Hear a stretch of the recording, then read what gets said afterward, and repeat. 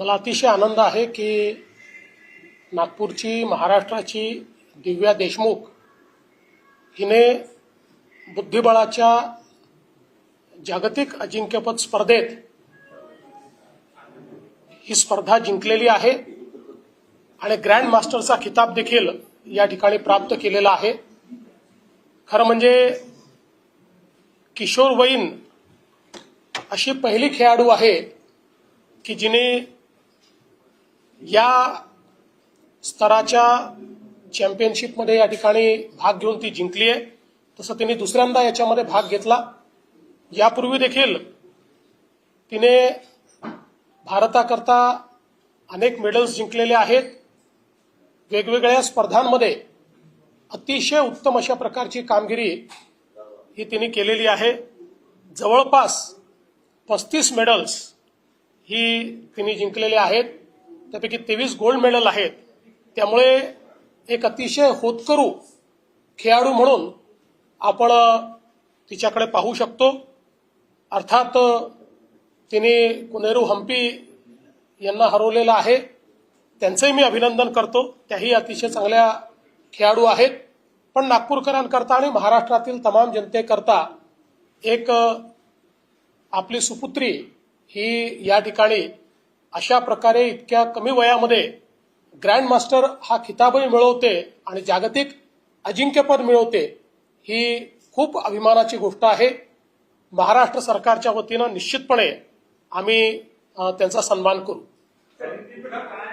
आपण शिवछत्रपती तिला जाहीर यापूर्वी दिलेल्या राज्य सरकारने आता काही मोठ्या पारितोषिकाची घोषणा कारण की जागतिक स्तरावर तुम्ही नाव कमवलं निश्चितपणे। त्यामुळे ज्यांनी आपल्या भारताचं आणि महाराष्ट्राचं नाव मोठं केलेलं आहे अशा खेळाडूंचा उचित सन्मान झालाच पाहिजे। म्हणून मी आमचे सहकारी उपमुख्यमंत्री दोन्ही आणि क्रीडा मंत्री यांच्याशी चर्चा करून आणि कशा प्रकारे त्यांचा सन्मान करायचा हे आम्ही ठरवू।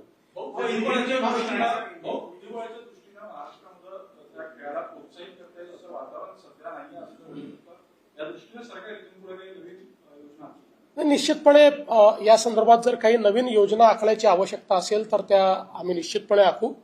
आपले खेळाडू ज्या खेळामध्ये उत्तम खेळत आहेत त्यांना योग्य मदत झाली पाहिजे, वातावरण तयार झालं पाहिजे, अशा प्रकारचा प्रयत्न हा आपला निश्चितपणे असेल। सर, गेल्या 10 वर्षांमध्ये मोदीजींच्या नेतृत्वाखाली भारतातील खेळाडूंमध्ये जे फरक पडलेला आहे, तर यावेळेस प्रथमच असं घडलंय की चायनाचे खेळाडू मागे होते आणि पहिल्या 2 स्पॉटसाठी भारतीय खेळाडू होते।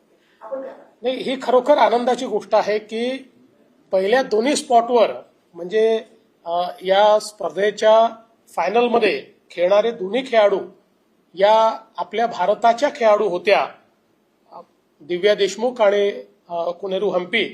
मला असं वाटतं ही पण आपल्याकरता अतिशय अभिमानाची गोष्ट आहे। आणि म्हणूनच जसं दिव्या देशमुख यांचा आपल्याला अभिमान आहे तसंच आपल्या दुसऱ्या खेळाडूचा देखील, कोनेरूचा देखील आपल्याला निश्चितपणे अभिमान आहे। आणि आपल्या खेळाडूंनी इतर सगळ्या देशांना मागे टाकत आपल्याच 2 खेळाडू या अंतिम फेरीत पोहोचल्या किंवा फायनल खेळल्या, ही देखील मला असं वाटतं खूप महत्वाची गोष्ट आहे। बुद्धिबळाच्या खेळात साधारणपणे दाक्षिणात्य बुद्धिबळपटूंचं वर्चस्व आतावर करायला पण एका मराठा मुलीने 19व्या वर्षी सगळ्यात महत्वाचं वर्चस्व जागतिक स्तरावर होतं। हे फार मला असं वाटतं विलक्षण अशा प्रकारचं आहे, कारण इतक्या कमी वयामध्ये म्हणजे किशोरवयीन मुलगी फायनलपर्यंत पोहोचते आणि 19व्या वर्षी या ठिकाणी अशा प्रकारे एक महत्वाचं ज्याला आपण एक टुर्नामेंट म्हणू शकतो ती त्या ठिकाणी ती जिंकते, ही खूप महत्वाची गोष्ट आहे।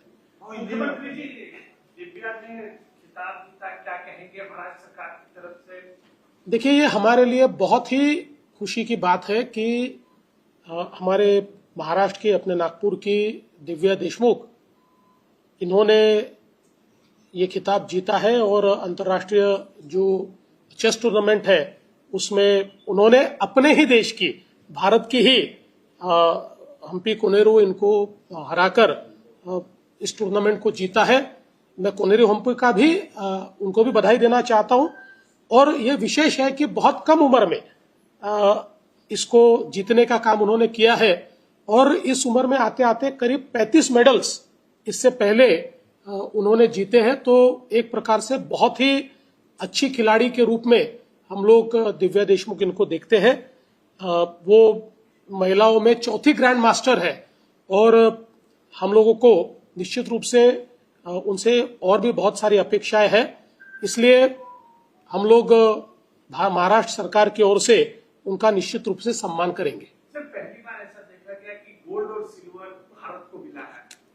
जी, ये भी मैं ऐसा मानता हूं कि एक नए भारत की परछाई हमको इसमें देखने को मिलती है, क्योंकि पिछले 10 वर्षों में मोदी जी के नेतृत्व में जिस प्रकार से खेल और खिलाड़ियों को बढ़ावा दिया गया है, तो सारे टूर्नामेंट्स में, चाहे वो नेशनल लेवल के हो, इंटरनेशनल लेवल के हो, हर जगह हमारे खिलाड़ियों को अच्छा एक्सपोजर मिल रहा है और विशेष रूप से अंतर्राष्ट्रीय स्तर पर हमारे खिलाड़ी ये बहुत अच्छा परफॉर्म कर रहे हैं। हम देख सकते हैं ओलंपिक्स में, एशियाड में या कॉमनवेल्थ गेम में या फिर वर्ल्ड कप में, हर जगह हमारे खिलाड़ियों का एक बोलबाला दिखाई पड़ता है, एक अच्छा उनका परफॉर्मेंस दिखाई पड़ता है। तो मुझे लगता है ये हमारे लिए, देश के लिए बहुत अच्छी बात है। उनके परिजनों से बातचीत की, उनका ऐसा कहना है कि समय समय पर प्रधानमंत्री जी, महाराष्ट्र के मुख्यमंत्री, केंद्रीय मंत्री नितिन गडकरी का व्यापक सपोर्ट था, जिस वजह से परिवार में भी ज्यादा उत्साह रहा है। नहीं, बिल्कुल ऐसे होनहार खिलाड़ियों को सपोर्ट करना, ये मैं ऐसा मानता हूं कि एक प्रकार से हमारी जिम्मेदारी भी है और आगे भी ऐसे जो होनहार खिलाड़ी है उनको जितना सपोर्ट हम कर सकते हैं हम करने की कोशिश करेंगे। राजकीय प्रश्न आहे। राज ठाकरे यांनी वर्षा गायकवाड यांना पत्र लिहून त्यांनी जे लोकसभेमध्ये दुबे, खासदार दुबे यांना जे धारेवर धरलं होतं त्याबद्दल त्यांचं अभिनंदन केलेलं आहे। त्यांनी हे म्हटलेलं आहे की तुम्ही या विषयावर बोलले, मात्र इतर 45 खासदार का म्हणताय?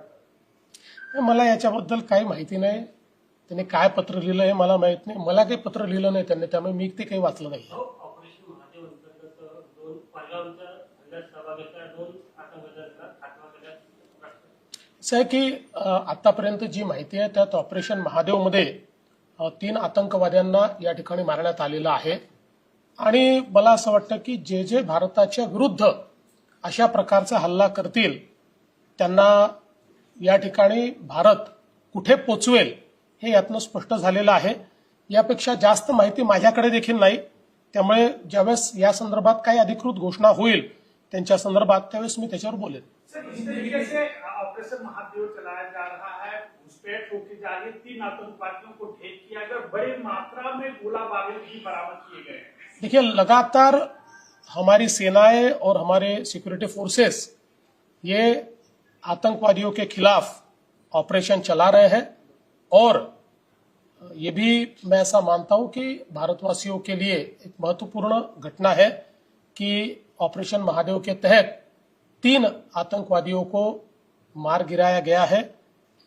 जो भी भारत के खिलाफ लड़ाई करेगा और भारत में आतंकवाद फैलाएगा, हमारी सेना और हमारे फोर्सेस उनके साथ इसी प्रकार का सलूक करेंगे। एकनाथ खडसेंनी ट्विट केलेलं, त्यांनी म्हटलं की डॉक्टर खेवलकर यांचा वैद्यकीय अहवाल लवकर आला, मात्र पुण्यातलं पोरशे प्रकरण जे होतं त्याचा अहवाल यायला वेळ लागला। पोलिसांवर प्रश्नचिन्ह निर्माण असं आहे, मी दुपारी देखील बोललो की मला या संदर्भात कुठलंही राजकीय वक्तव्य करायचं नाही। शेवटी पोरशे प्रकरणामध्ये आपल्याला कल्पना आहे की ज्या लोकांनी त्या अहवालामध्ये गडबडी केली त्यांना नोकरीतनंच काढून टाकलेलं आहे, त्यामुळे कोणीही गडबड करेल तर त्याच्यावर कारवाई होईल आणि तेव्हापासनं जे काही अहवाल आहेत ते योग्य आले पाहिजेत आणि वेळेत आले पाहिजेत, अशा प्रकारचा हा प्रयत्न त्या ठिकाणी विभागाचा आहे। आणि शेवटी एखादा अहवाल आधी आला, एखादा अहवाल नंतर आला, या गोष्टींवरनं मला असं वाटतं की याचं मूल्यमापन करता येत नाही। माझी अपेक्षा आहे की मीही याला राजकीय रंग देऊ इच्छित नाही आणि त्यांनीही विनाकारण याला राजकीय रंग देण्याचा प्रयत्न करू नये। त्यातनं मला असं वाटतं की कुठेतरी त्यांच्याकरताच ते योग्य दिसणार नाही।